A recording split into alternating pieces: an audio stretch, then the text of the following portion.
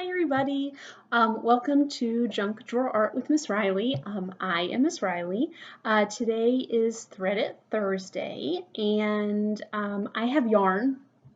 I have a lot of yarn with me today and I have a lot of little pieces of yarn that you really can't weave with or do anything with because they're too short. It's all the leftover little pieces. And so today we're still doing a little world traveling and I'm going to introduce you to um, some traditional, it's called, I have to look at it and make sure I'm saying it right. I always say it wrong. Nericas.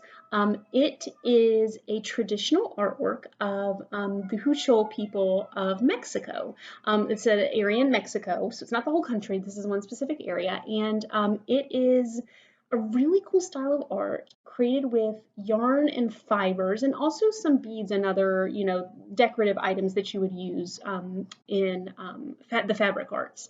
But they, instead of weaving or creating something, they apply it to a flat surface. And so the example I have here is by Eligio Carrillo Vicente, and it's this gorgeous abstract like pattern design, and it's flat like on a canvas, and these pieces of fabric and yarn are painstakingly glued down to create these beautiful designs. They can also be used, I've seen them to decorate hard masks or other hard surfaces. So I'm going to kind of show you how you can do this today, the same style at home with like leftover pieces of yarn. So I'm going to zoom you guys down.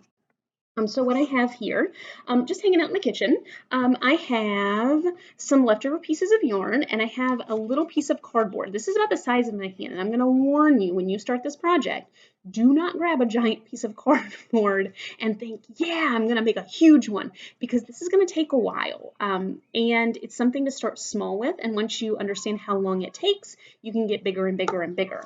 The only other thing you're going to need is just liquid glue. If you want to, you can start with a pencil by drawing out a design on your paper. I'm going to go simple today.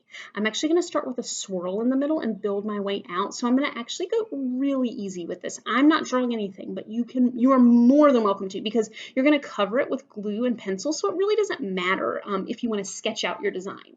So this style of art is, it's beautiful in its simplicity. You are using the, ooh, my glue's a little stopped up. There we go.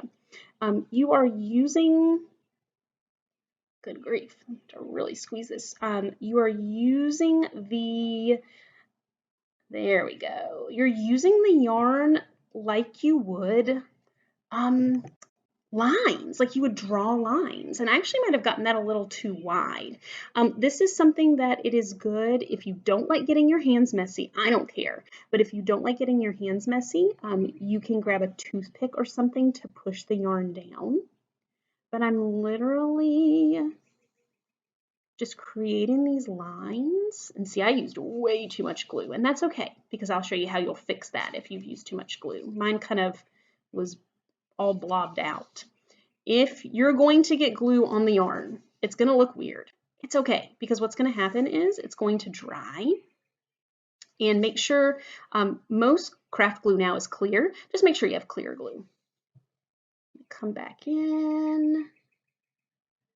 Get a little skinnier since I went kind of crazy last time with the glue. If you need to trim pieces shorter, you can. You kind of, if you see something crooked, you can go back and fix it. Because the nice thing about this kind of glue is it takes a while to dry. So if you need to straighten something out, you can. I'm actually going to cut that there. If you need to cut, just cut it right there. Oh! Ha! And so you're like, oh, this is a mess. Okay, that's fine. So I'm just going to take some other pieces and start to add them in as well. And I can kind of just use this glue that's already in there. You can do swirls. You can do plant designs. I've seen some really cool ones that have like straight stems and curly flowers at the top. You don't have to fill in every, perfect inch of it. You can see through a little bit to the cardboard if you want to. Would the traditional art be done that way? Not so much, but we're doing art that's inspired by it. And I always tell my kids it's more important to try it out than to get it perfect. Perfection is the enemy of the artist. So I'm going to cut that short. Nice. Okay, so I'm going to hold it up so you can start to see kind of that cool swirl coming together with the art. I'm actually just I'm gonna alternate colors. I am gonna keep this one kind of simple for you guys.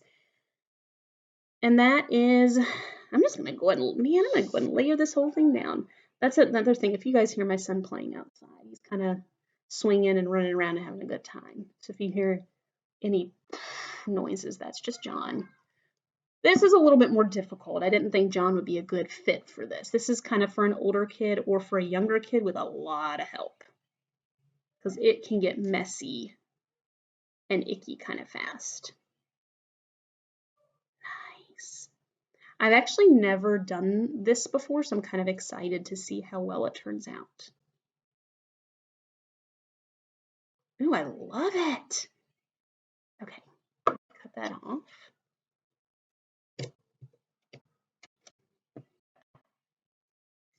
This is definitely something you want to let sit.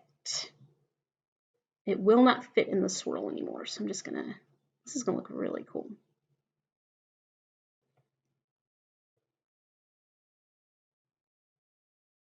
So just keep pushing in. Nice, so this is kind of what I have. If you get glue on your hands, I tell my kids just rub it, it'll come off. It's just a glue. So what I have is that so far, which is honestly really cool. I'm gonna stop here because, like I was starting to say before John interrupted me, let me zoom you guys back up. A lot of times I'll have kids ask me, or I've had parents ask me, you don't take your projects all the way, or you stop halfway through, or here's the thing.